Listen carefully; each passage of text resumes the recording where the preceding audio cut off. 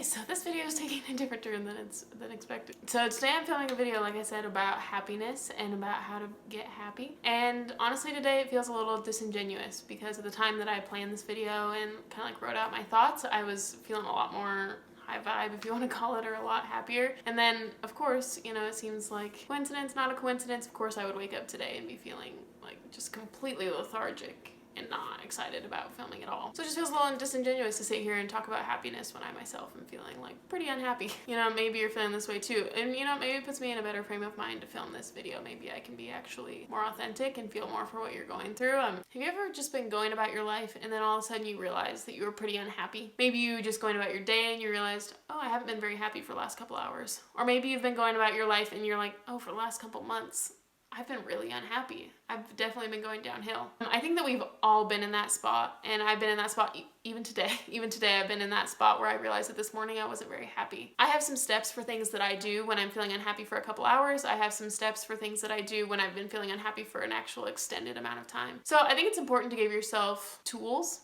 because I think sometimes the best way to get out of emotion so much is to move into action and silence, which is an action in and of itself when you move into silence and journaling. So in this video, I'm gonna share some of my tips for things that I do when I've been feeling unhappy on the short term for the last couple hours, and then things that I do when I'm feeling unhappy for the long term and what that's like. So I'm Alexis. If we're just meeting, I upload twice a week, and I upload about things about like risk taking, personal development, business, and being the best version of yourself. So if that sounds interesting to you, please subscribe. I really appreciate it. So I really started looking into the definition of happiness, and I found that I actually was looking for a word that was a little bit more robust, like joy. And I have done a study before about the word joy, and it comes from the word rejoice, and a better definition of the word joy would be rejoicefulness. So it's rejoicing in, delighting in, being contented in things. One connotation in the definition is being captivated by something and really having something that holds your interest. And I found that that was really interesting. And then when I looked up, like in my mind, like the opposite of being happy would be being bored, which I know some people wouldn't think of those as being antonyms, but I think of being bored as on the opposite. And when I looked up the definition of bored, it actually was weary and lacking interest. So I found that it was really interesting that happiness is associated with being captivated by and interested in something, and then boredom is being weary and lacking an interest in something. So it made me think that if you want to be more happy, you need to be doing things that captivate your attention and things that interest you, which I guess makes sense. And it feels like to get more happy and to be interested in something, the perfect level of difficulty. It's not too hard and it's not too easy. It's like the perfect level of challenging. And I found that when you're growing and expanding and learning new things, that for me, that puts me in flow. It makes me feel like I'm learning just enough and I'm expanding myself and growing just enough that it puts me in flow, and it makes me really happy. So as I go through these steps, really be thinking about things that have interested you in the past and things that you have that spark your curiosity a little bit. I think it's really important to pursue things that spark your curiosity, and that really is the first step in defining happiness. There are two different time frames for unhappiness. Sometimes I wake up and I'm just feeling unhappy for a couple hours and I realize that I am. Sometimes I go for a couple months and all of a sudden I'm really not as happy as I would like to be. So there are kind of different approaches that I take for each of those different times, because I've been in both of those scenarios several times throughout my life. I mean,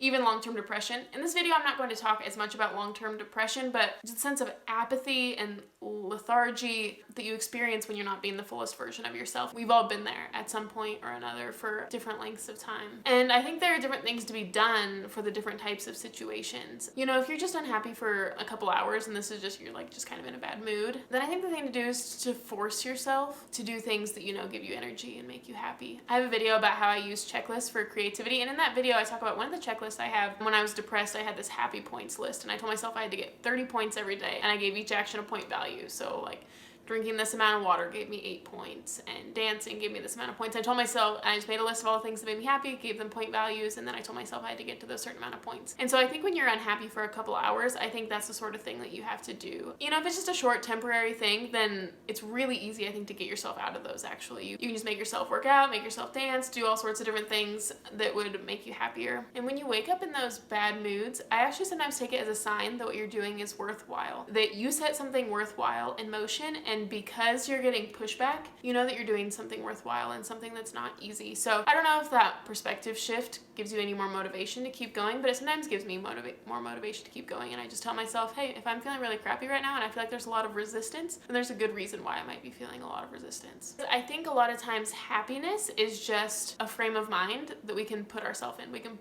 put ourselves in happiness, we can take ourselves out of happiness. I think it can be really fleeting, and for that reason it can be manufactured relatively easily. And I think for a long time I felt like my moods control me, and that whatever I'm feeling, well, I'm just kind of victim to it. If I woke up in a bad mood, then I was in a bad mood, or if I was just sad today, then I was sad today. But I think I've actually had to come to terms with the fact that mood is really easily controlled by what you eat and what you do with your body and who you're around and the types of actions that you take, and you get to control all the actions that you take. So if there are actions that cause happiness and you get to control all of those actions, then you control your happiness. And I don't know why it took me so long to get to this place, and I hope that you're already at this place too by watching this video and understanding that you can control your happiness. And if you're not happy, you're not content with the amount of happiness that you have right now, then you can change it. So I want you to kind of make your own happy points list.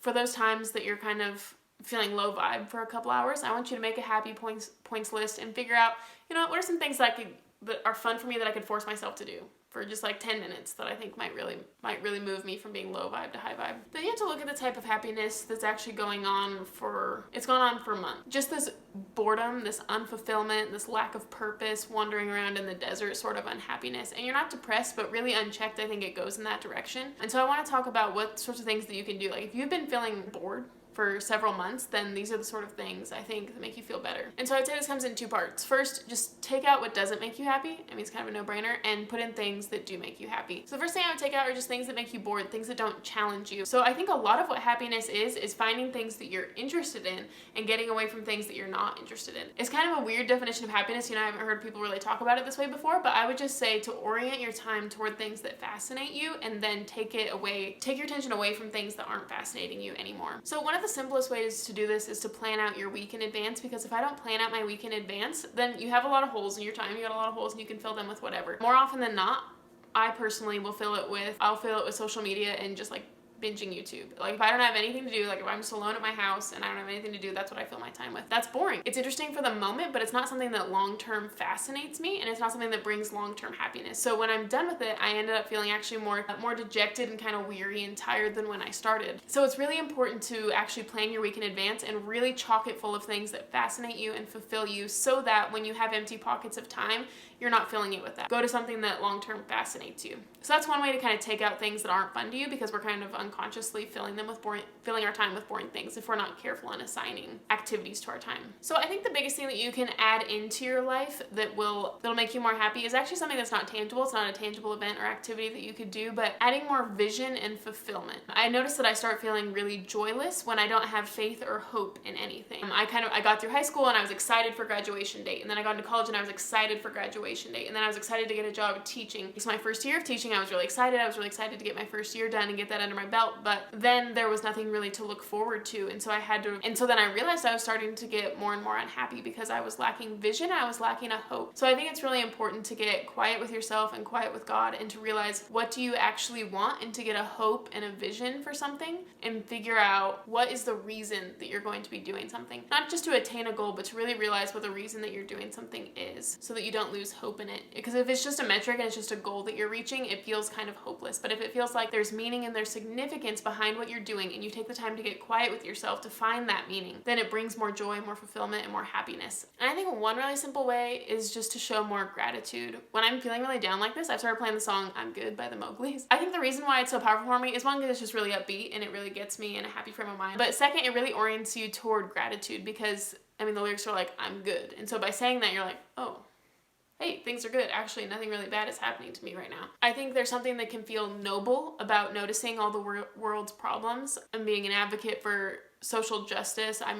kind of fallen into that where, oh, there's this problem with government and there's this problem with these systems. And sometimes I can get so entrenched in like kind of those waters of social justice that it takes my joy away. And that doesn't help anyone. It doesn't help anyone who's oppressed for me to also be oppressed, and for me to be really like low vibe and depressed. Like, it might seem really noble, like, oh, I really care about the environment, I really care about global warming, and it really gets me down. So it might feel like you're doing something because it does affect you, but I'm not actually accomplishing anything by being really low vibe. And when I'm really depressed and really apathetic, I'm not getting any actions done, I'm not taking any action, and that's really what would move the needle, if I would take action and get things done and really affect the outer world. So I think there's a fine line between feeling like you're an advocate for something and making positive change, but then it bleeds into this area of actually you've been so consumed with the world's problems and you haven't been taking care of yourself. So you now are also one of the victims. You were trying to help victims supposedly, but now you've become a victim to the whole system. So it's really important that you're taking care of yourself and that you're not oriented toward problems all the time, but that you can see the problems with this world, but then you can also see the good in it. And I think there are some people that are really oriented toward the good only, and there are some people that are oriented toward the problems only. And it's really important that we come together and we say, no, this world, this country, it's not all good, it's not all bad, but you can take kind of a stance in the middle that says, I can be content with my life and I can still speak up about issues that are important without becoming unhappy. So it's really important to kind of measure, to kind of keep in check with yourself. And I think a lot of this, as I'm talking, a lot of this just comes back to getting quiet with yourself. You have to get quiet with yourself, figure out what you like and figure out what you want and figure out what things aren't making you happy, and then make the necessary adjustments. But I think so many people are constantly going and doing, and all of a sudden they're just like, oh, I just feel kind of apathetic about this and I don't really want to do this anymore. So when you get quiet with yourself, I want you to journal about some things that you found fun as a child in elementary school, then journal about things that you found fun in junior high, then journal about things that you found fun in high school. Really figure out, before you became consumed with work and being productive, what things were fun for you. At the same time, experiment and try new stuff. Try stuff that you never did. You've never done it before. You never did it in elementary school. You never did it in high school. Do something completely new, something completely out of the box for you. Do something that people would be like, oh, Alexis, she would never do that. She's not that type of person. Do something just like completely different and experiment with it. If you don't like it and it's not you, cool. You don't have to do it again. But I think sometimes by getting out of your own box and your own like Alexis stereotype, then you're able to do things that are really fun, because I think new things and growth is what makes me happy. I want a hope for a future that I'm constantly growing and expanding and becoming a better version of myself. And in order to do that, you're going into new territory and trying new things. So whenever I feel like I'm unhappy, it's because I haven't been growing and I've lost hope and I haven't been trying new things. I think you should really try to incorporate that into your life, because obviously something's not working, so change it. So if you've been doing something this whole time and you don't like the way it's going, do something new. And I want you to go ahead and journal right now about what are some things that you wanted to do that you've never done before, and what are some things that you used to do that you've forgotten that you loved. So take this time to get quiet with yourself, journal, and I hope that you end up more happy on the end of this, because I firmly believe that what the world needs is more people that are fully alive in the fullest version of themselves. It's really a gift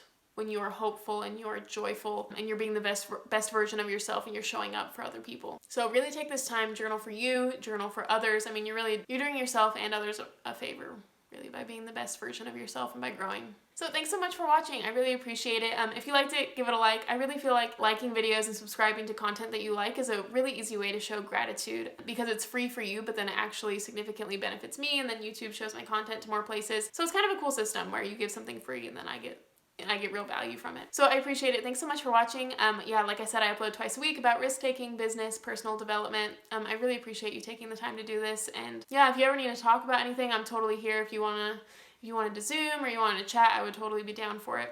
Because a lot of what brings me contentedness is to feel like I'm actually doing something valuable for people. So if you reached out like over Instagram and we did a Zoom call or whatever, it would actually be doing me a favor if I knew that some of this content like actually helped people. So I really appreciate you guys. Thanks so much for watching. I'll see you on the next one.